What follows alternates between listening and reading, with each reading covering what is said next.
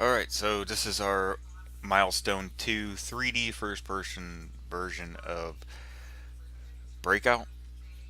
Our instructor got back to us during our meeting and suggested some new features that might make the game a lot more interesting. Uh, he actually liked the first person perspective of Breakout, and he also thought the second paddle was interesting and gave us a lot of ideas on what we can do with two paddles. Um,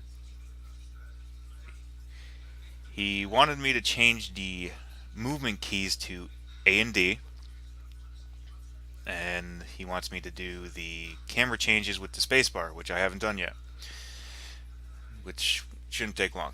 What really boggled my mind was the camera. Let me start this up for you. So, yes, the camera. Every time I went to the right, it kept on going in a circle in the right direction.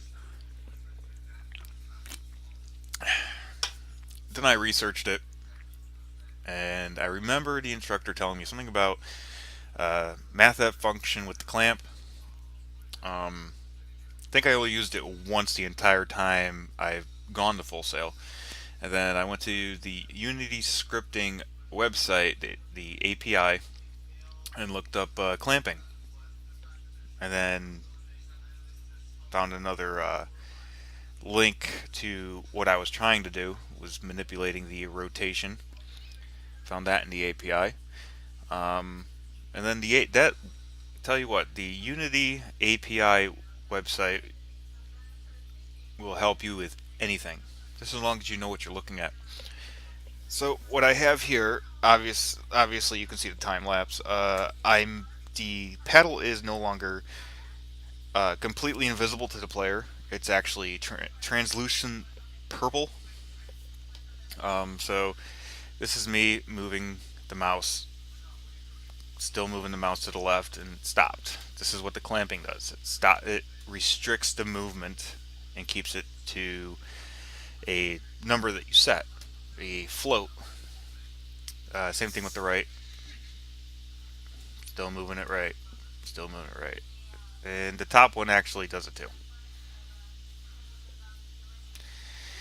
But he said that the only reason why he wanted this is because he wanted a more of a view to see where the ball was. But playing it, it's kind of weird having it. Um, yeah, I also added a little spotlight on the ball so you can see where it is going to hit on the paddle somewhat. So that's more of a targeting thing. He also wanted us to use uh, more spotlights for the shadows. Where's this gonna go? Um, he also wants us to do a new level design, which would actually help the use of the second paddle. And moving the camera, it's it moves fine, but if you move it like this, you'll lose track of the ball really easily.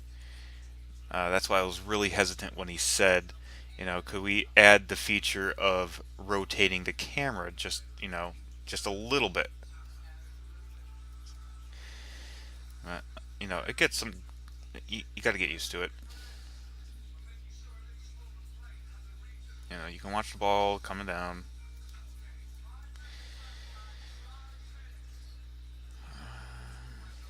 There we go. It's really hard to judge where the edge is for the paddle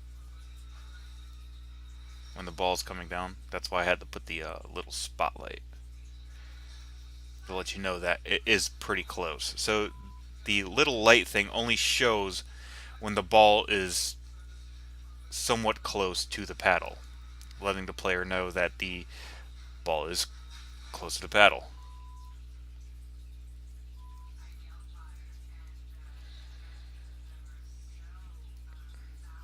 I'm just gonna keep on playing it. Mm-hmm.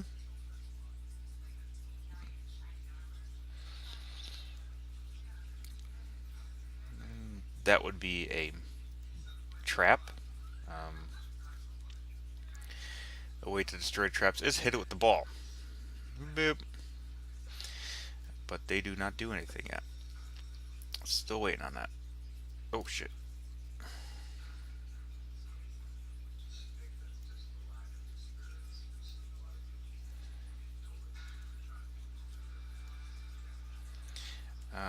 I think the player moves a little bit too fast. I might have to slow down the player a little bit. Um,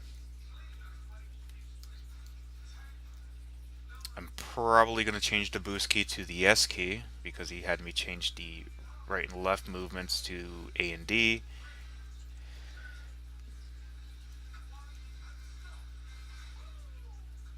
Because now the shift, just holding the shift button down with my pinky feels weird. I'm not a big PC gamer, but I know that's how the running is in PC gaming, but I'm not used to it. I think holding down the S key, because you're really going to want to move fast the entire time, so holding down the S key with your middle finger um, feels more comfortable. If you want to move more precisely, just let go of the S key, and that would be more, you know, I can't say more better. That makes no sense. It'd be more efficient in finger placement, which I'll probably end up doing that in a little bit after just making this video. He also, like I said, he also wants us to put more spotlights because he wants to know. He wants to. He said it would be kind of cool using the shadows as guessing where the ball is going to go, um, which is a good idea. I'll probably end up doing that.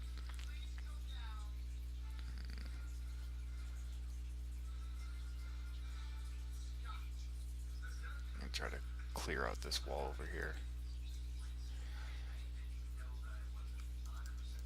Ah, man. No. Boop. There we go. That's the direction I want. Oh no, I'm probably gonna click stuff on my other screen because that's where my mouse cursor is. There we go. Even though you don't really have to click. Using the spacebar would be kind of weird though. Using the mouse buttons would fuck up everything too. That would be a good camera switch button. Nope, that went under the paddle. Well, that's it. That's the weird camera angles that he thought would be cool to have. Also having the paddle translucent, so you have somewhat of a field of where the paddle is going to be, so you can rotate and see the edge of the paddle. Yeah,